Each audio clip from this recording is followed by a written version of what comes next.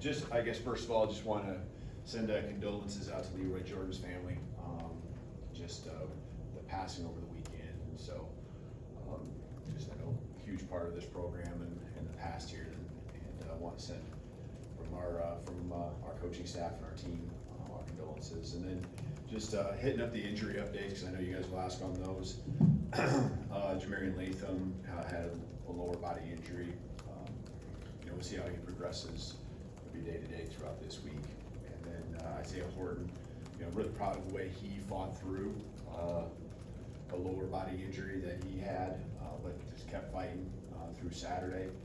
Was certainly limited, still feeling that a little bit, but he just continued to compete. And he's someone that it doesn't surprise me that that's what we saw, but we expect him to be full go by the end of the week. We'll build up, as he can tolerate here early on. But Ryan, we'll go through the concussion protocol throughout the week.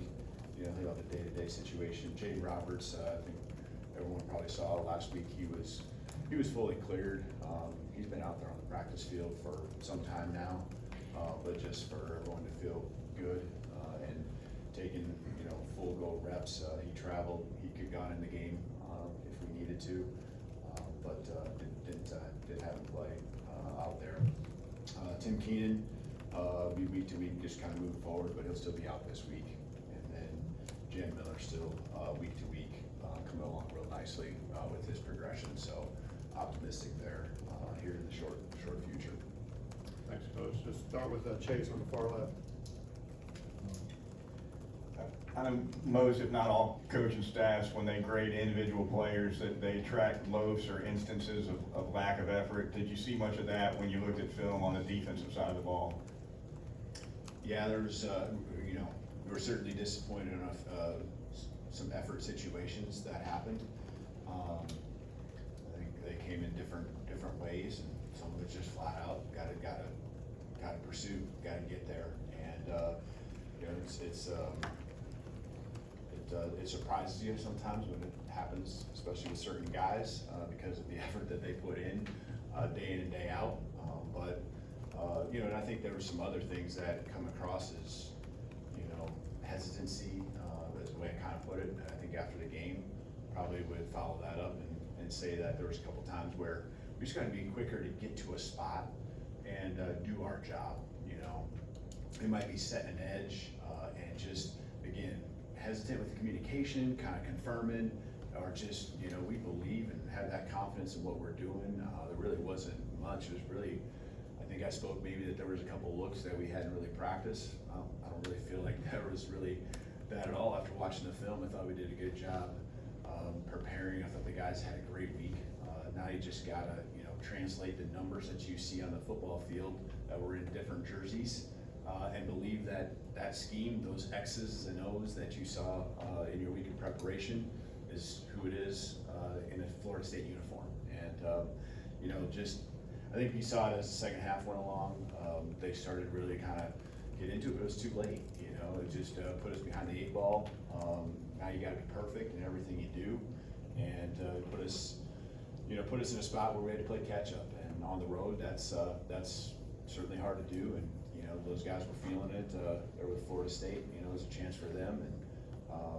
And again, together as a team, we got to find a way to overcome one side of the ball when you need that drive for a touchdown, getting it done defensively. When you can get that big stop, getting it taken care of right there. We inched our way back in the game. That's what you got to do when you have a 17-point deficit. Again, we shouldn't get to that spot, but inching our way. Something that we did better than I felt in the offseason. We've talked about the Oklahoma game last year and how you got to try to get 7 points, make it close, and put some pressure on them. And we were right there. 24-17. Really, we should have the ball 3rd and 11.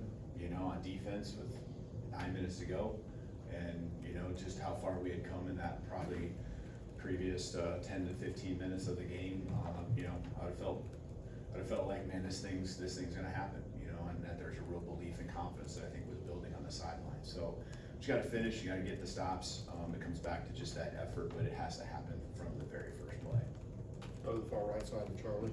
You're kind of sticking with that. When you say you're surprised by some of the lack of effort or players you're not expecting that from.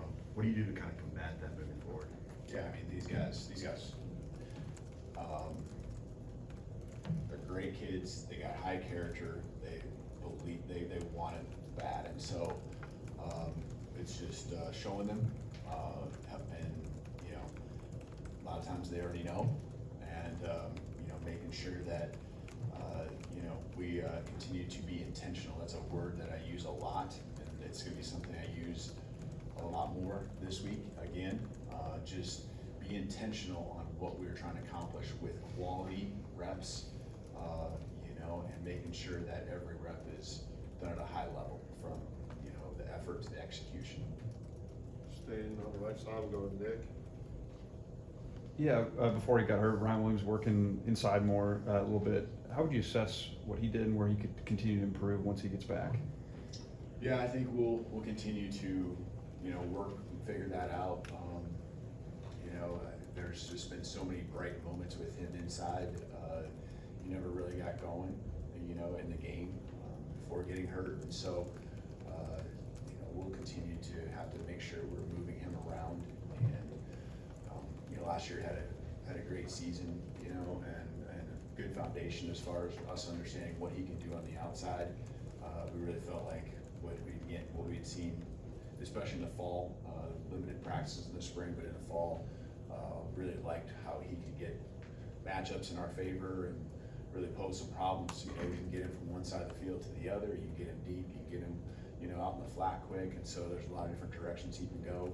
You know, get the ball even in the run game a little bit. You know, so we'll keep assessing that. You know, as we go through here. You know, this week will be a little trickier again with him getting limited opportunities, but that's going to allow someone else to step up and, you know, just kind of continue to figure out the dynamics of how we feel best with our receiving core and the people that should be out there in those spots.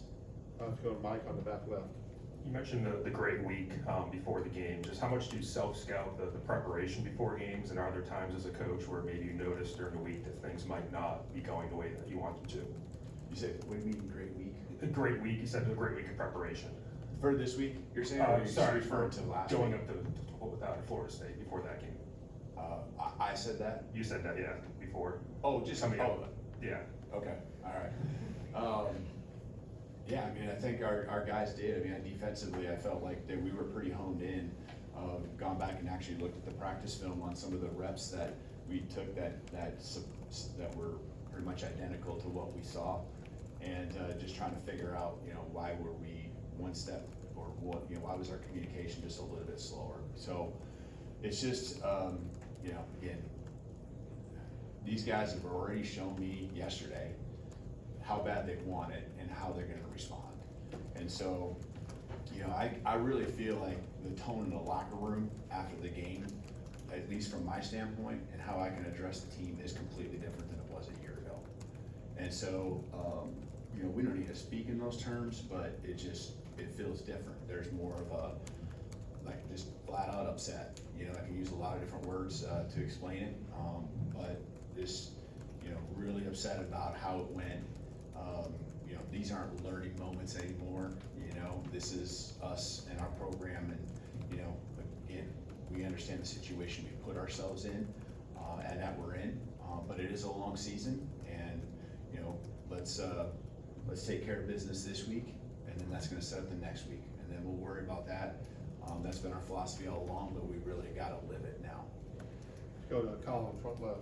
Hey, Kalen, you talked a little bit about Ty's performance post-game, but I'm curious, he said, he called every drive after the first one, he said the offense played complacent, and I'm curious to see a guy after his first start make those kind of comments.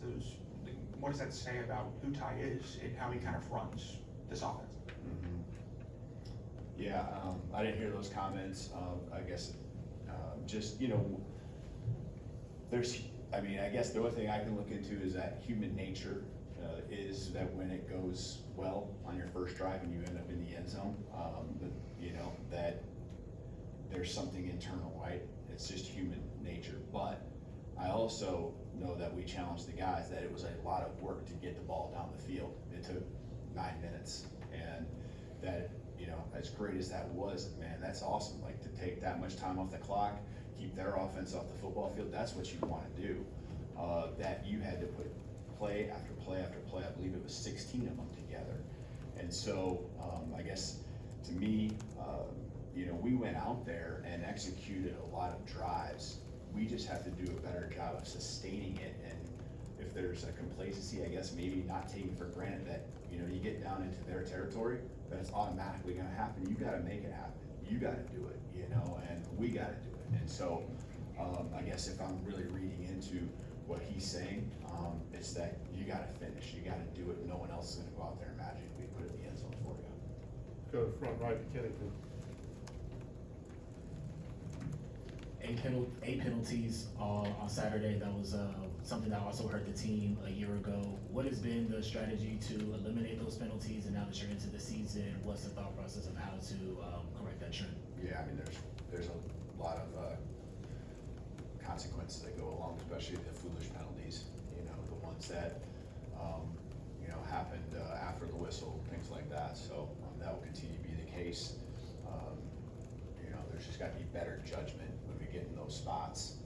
And that the quarterback's going to be protected and you can't live in the gray area. And all offseason, that was a point of emphasis.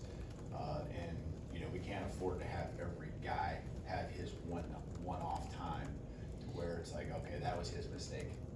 Oh, next game it's a different guy. We got to learn and understand. We talked about everything from what we see in other games that happened around college football, the NFL, whether it was out of season, even here after the week 0 games. And so it's certainly addressed, and now the guys just got to do it. And when they don't do it and make those mistakes, then there's consequences that we've had and we've already dealt with here, going into this week. Emily Graves, front left. Coach, you mentioned that response that you want the players to have and the response they want to have. How do you and your staff maximize that into translating it to on-field results come Saturday? Yeah, what the guys need to do is cut it loose. They just need to go play.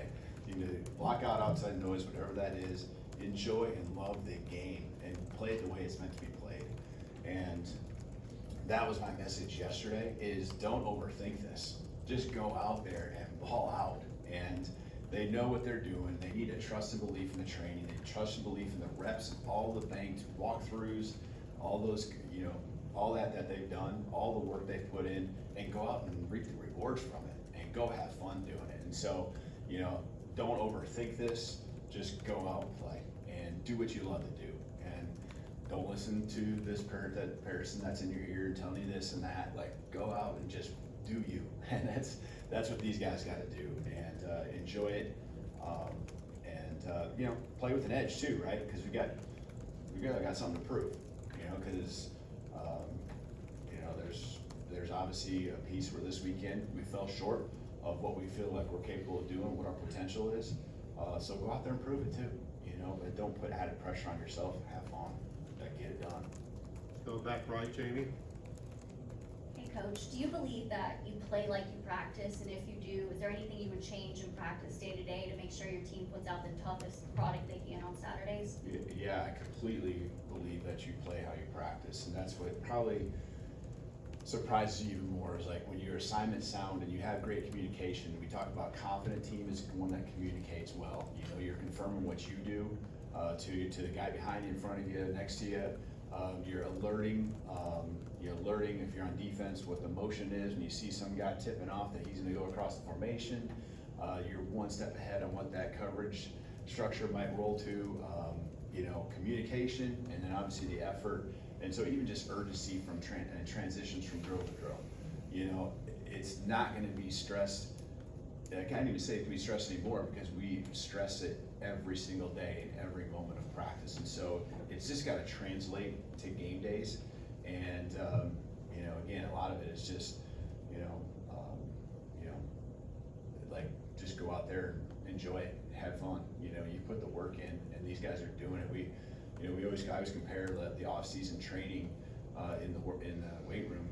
That we're not building to be a track team and then just take our running to more running. We're taking our skill sets, our body, and how we're developing, and then also the urgency in this transitions from one station to another. We got to translate that to football. you know, how you run on the field, how you run off the field, you know, how you start, how you finish, the mindset that goes into all that. And so, you know, I really believe like our guys do that at a high level. And so, you know, we gotta make sure we keep stressing those things that we've stressed. You know, make the corrections here going on into this week. All right, let's finish up with Alex here.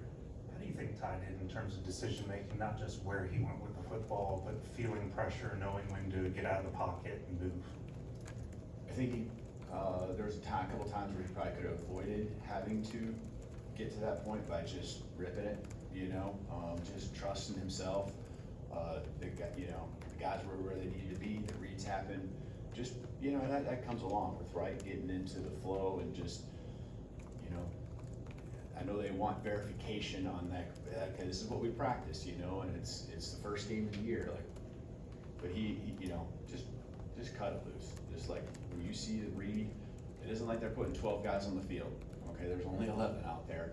And when this structure goes a certain way and it is what you practiced, you know, trust and believe it. So then what that does, it forces him into, you know, that progression or that read, you know, being missed, and now, you know, the next step, which I think you're referring to, and that's taking off and scrambling. And you know, there's a time or two where he could have, you know, made decisions that were better, but he also kept some drives alive, especially the first one. I thought he did a nice job. Came up short there right at the end of the game. That's a tough one, you know, where he came up a few inches short, but the effort was there. You could see that, trying to fight for every inch he could to keep that drive alive. So he's gonna learn from it. Ty wants it, there's no doubt. I mean, he's a guy that takes ownership himself. And again, that's what we do from the coaching staff on down to our players, you know, going into this week is just always reassessing, win or loss, like what we need to get better at, what our strengths are, and then how we gotta progress and what the plan should be moving forward. Thank you, Coach. You bet. Thank you.